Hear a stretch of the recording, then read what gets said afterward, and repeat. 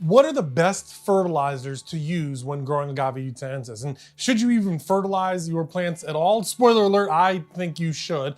But in this video, we're gonna discuss whether or not you should fertilize Agave Utahensis, what products I use, and at the end of the video, we're gonna talk about two surprising secret ingredients that I use to fertilize Agave Utahensis to grow really cool looking plants.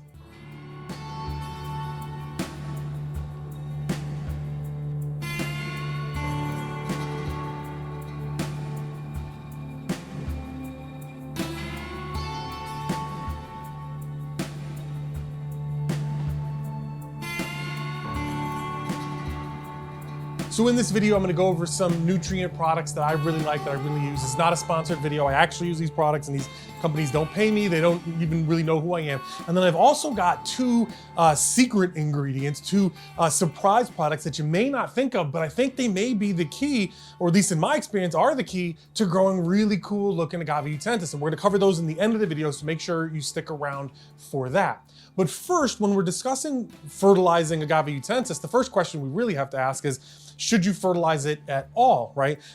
There are some folks in the cactus and succulent space that would probably say no, or at least not very often, right? Generally, those folks will be aiming to hard grow their plants. And what hard growing refers to is the process of trying to provide as harsh conditions as possible to the plants you're growing, particularly again, cactuses and succulents, to try to emulate those harsh conditions that they might find in their habitat, right? So often this means minimal watering. Sometimes the only water a plant will get will be when it rains. That often generally will mean reduced or zero sun protection, right? No greenhouses, no shade cloth. And that generally also follows then that there is no fertilization, or if any, very, very infrequent fertilization. And the goals for that are to achieve that hard grown look, which the idea is that it looks more like it would in its natural habitat, right? With say a globular cactus, you'd be talking about a very flat plant without very much etolation, not a really leggy plant. And when it comes to Agave Utahensis, that hard grown look is seeking to try to reproduce those characteristics that we talked about last week when trying to identify a wild grown plant, right? So that would be stuff like really compact rosettes with really upright leaves and stuff like that. Now, I am firmly on the pro-fertilized side of that debate, right? I grow all my agaves inside, or most of my agaves inside, under artificial lighting with a ton of fans and temperature control, and I water a ton, and I fertilize very, very frequently, right? And I have not found that it has produced, substandard, subpar forms. And that's the concern with a lot of folks who'd be concerned about over-fertilizing Agave Utahensis, is that you might produce a plant that doesn't look the way you want it to look. But I can assure you that I grow a ton of them, I fertilize them a lot, and they are still really, really cool with long spines and curvy spines and really blue glaucous covering and all that kind of stuff. So providing the optimum nutrition and nutrients and water and temperature and soil and airflow and light and all that stuff can definitely produce really cool looking plants, and you don't need to be worried about trying to only hard grow your plants if you're trying to make cool looking plants. So the reason that I'm on I guess there's two reasons that I'm on the pro-fertilized side of that debate. The first one is that when you look at the literature, when you look at the studies that have been done on other forms of agave, the results are clear and repeated across multiple studies. That is, the more nutrients, both macro and micronutrients, and we'll talk about what those mean in a moment, the better growth, the faster growth, the bigger plants, the bigger the growth rate is for agave of a bunch of different species. And so starting there, I then, based my own growing practice on those recommendations, on those results, and I have found through my own personal experience that Agave Utahensis also responds very, very well to fertilizing. And in fact, I've done some tests to sort of dummy-proof fertilization for myself and seeing if it's possible to over-fertilize. That is, doubling the recommended dosages, giving fertilizer at every single watering, stuff like that. And over the course of a couple of months over-fertilizing plants, I did not notice any major problems with these plants. In fact, some of these plants are now some of my best looking plants. So I don't think it's possible necessarily, within reason, obviously, I'm sure you could figure out how to do it. I don't think it's, really a concern that you're gonna over fertilize your plants. So that's why I fertilize. That's why I'm on the pro-fertilized side of the discussion. And then when it comes to evaluating which kind of products to use to fertilize, again, let's go back to the studies and other forms of agave.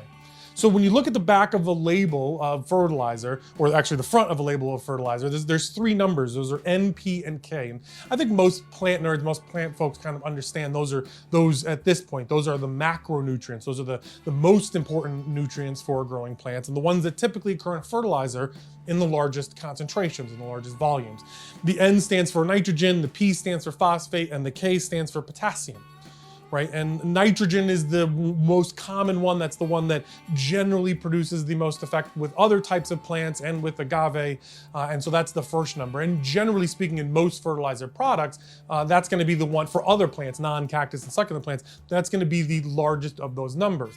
And in fact, when you talk to some of these sort of hard growing folks, the folks on that side of the debate, the nitrogen is generally the one they're most concerned about, because that's the one that they believe might cause some non-compact growth. But again, in both studies and other forms of agave done, by researchers, and in my own experience, you're really unless you're really trying really hard to do it, you're probably not going to give your Agave Utahensis too much nitrogen. So that's what's on the front of the label. That's the macronutrients, right? Then there is a long list of ingredients, or there should be a long list of ingredients on the back of your fertilizer product that are the micronutrients. A lot of these are going to be minerals like boron, calcium, magnesium, sulfur, manganese, zinc. I'm reading the label of one of the products right there as I read those. But those are the sort of trace elements and minerals, things like that don't occur in as high a concentration of fertilizer products, but are necessary and are just as important, maybe not just as important, but are also important when fertilizing a product. Now, generally speaking, with most plants, those are a matter of making sure there's enough, right? Like giving a lot of zinc to a plant is probably not going to make it grow this incredible form. But if the plant does not have any zinc, that might be a problem, right? So lack of a lot of these trace elements or minerals is probably going to be more of a problem than, giving it quote unquote ideal amounts. And so we can go back to the studies, and in the studies, we also find that in a species of agave other than Utahensis, and I only use species research done on other species of agave because there hasn't been a ton of research done on this stuff for Agave Utahensis specifically. But when we look at research done on other species of agave, we find also there the importance of micronutrients, particularly boron is one that's named pretty frequently in the studies.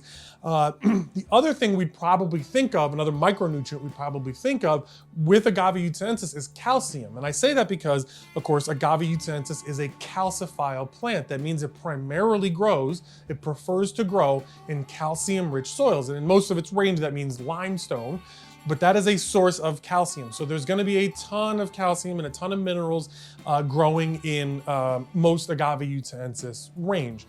The other thing about Agave Utahensis habitat that's really important to note when it comes to understanding what kind of fertilizer to use is the fact that while yes, it grows in mineral-rich, well-draining calciphilic soils, limestone-based calcium-rich soils, in many parts of its range, and in fact, in the parts of its range that I've seen that has the most plants, that seems like the best possible habitat, it's actually growing on a type of soil called the mollisoil.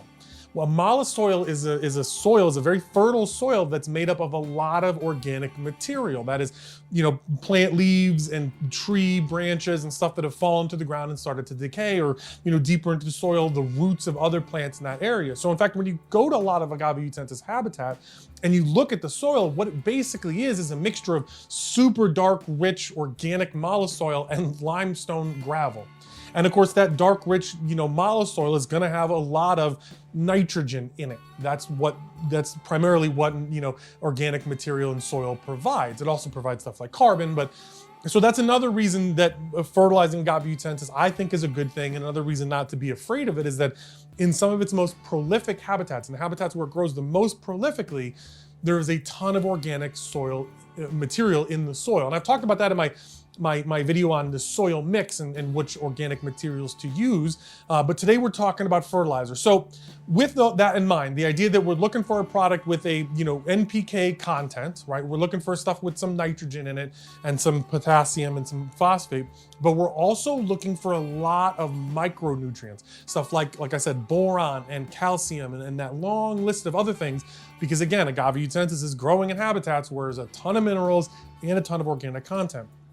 So the first product I actually started using is Clonex Clone Solution. Now, if you've been growing plants for any amount of time, you may have heard of Clonex for its rooting medium. Essentially, it's like a gel or a powder that you put on a cutting of a plant that helps, it's like a hormone that helps it sprout roots. This is actually their liquid fertilizer solution. And when you look at the back, it's got that long list. It's only got an NPK of 0.61, so it's not super high in NPK, but we can fertilize more frequently is really all that means. But it does have a long list of micronutrients, including boron and calcium and magnesium and cobalt and copper and iron and all that other kind of stuff, right? So this is the first one I started using. I still really like this product. Again, if you've been growing plants for some time, you may think of this only as like something you'd give to offsets to the propagation for like leafier type of plants and tomatoes, things like that, or for seedlings. And that's where I started at it. How I started using it is with my seedlings, but then I just came to love this product throughout the entire life cycle of Agave Utahensis. And then when I started doing even more research and looking for, reading that nitrogen was very good and produces faster growth rates and all that sort of stuff, I came across this product, right, which is called Flora Micro. And this is part of a whole advanced hydroponic nutrient system where there's several different products, and you can probably experiment with some of the other ones, but I really, really like Flora Micro because again, it's got, a NPK score of 501, so there is plenty of nitrogen in it, and some potassium. But again, if you look at the back, it's got a great list of micronutrients. Again, boron occurs, which we know from the research is really important. It's got manganese in here. It's got calcium. It's got copper, iron, all the same micronutrients that I mentioned before. This one just has a higher concentration of nitrogen. So again, I really, really like this product. And so I've said before, when talking about plant care, that I water my plants a lot because I use a ton of fans. And so I've, measured the drying rate of my plants, and I know that how frequently I can water my plants. So I also fertilize very frequently. I don't fertilize every single watering, but I do fertilize once a week, actually, which might surprise a lot of folks hearing this if they've been around cactus and succulent, Instagram or social media for a little while. But yeah, so I fertilize once a week. I use a little bit less than is the recommended dosage on this. And so when I do water my plants, and also when I fertilize it, I use bottled water. And I don't think that's necessarily a secret. I think rainwater is probably the best. And short of that, I live in the desert, so I don't really have access to a whole lot of rainwater. Bottled water is probably your next best bet if you, have enough, only have so many plants that you can manage to use bottled water. Only because here, in Las Vegas, our city water has a ton of chlorine and fluorine in it, and it's also very, very hard. Now, as I said, we want minerals, so the hardness of the water is probably not such a big deal with Agave Utahensis, but the stuff like the chlorine and the fluoride probably isn't great for the plants. And so rather than letting the water sit outside and all the chlorine evaporate off, I just go ahead and buy bottled water. And a lot of times when I buy that bottled water, I'm actually buying distilled water. Right? Distilled water has gone through a process, generally steam distillation, where it evaporates, and the only thing in that water is actually H2O. There are no nutrients or minerals or anything like that in that water. That's why generally humans don't really want to be drinking only distilled water, because there are no electrolytes in it. And the same thing kind of goes for plants. You don't really want to be feeding plants only distilled water for any super long period of time, because it doesn't have the minerals and stuff in it that they need. So to counteract that, here's my first secret. It's not really a secret because it's like a commercial product that's out in the market. But when it comes to Agave Utahensis, I haven't heard of anybody else doing this. But here's my first sort of secret product. It's CalMag. There are a bunch of different varieties of this you can find on the market. But basically what it is, it's a calcium and magnesium supplement. that does have an NPK score of 100. So it's got a little bit of nitrogen in it. And you can, use this product and add, it's 3% of it is calcium. So it's got a ton of calcium in it, which again, Agave Utahensis really loves because it grows in calcium-rich limestone soils. So whenever I'm using distilled water, I actually add a really low dose, and this is a secret, don't tell anybody, but I actually add a really low dose of this CalMag product to every distilled water bottle that I use when I water my plants with distilled water.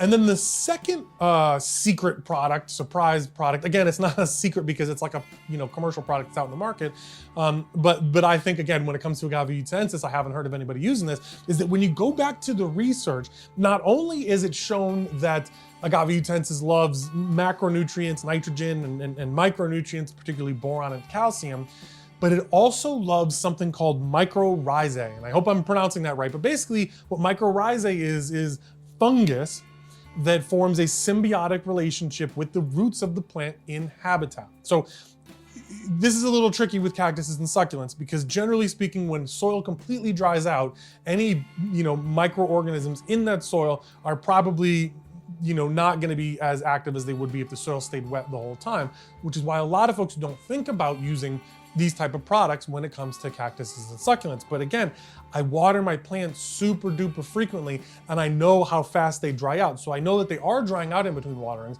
but they're not staying completely dry for days or weeks and weeks on end.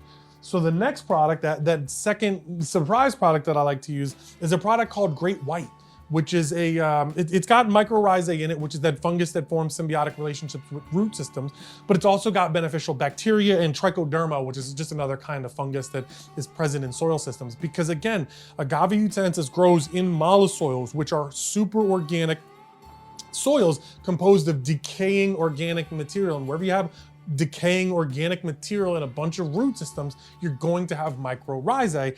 And the research shows that other forms of agave grow much better when they are inoculated with forms of beneficial bacteria and fungus.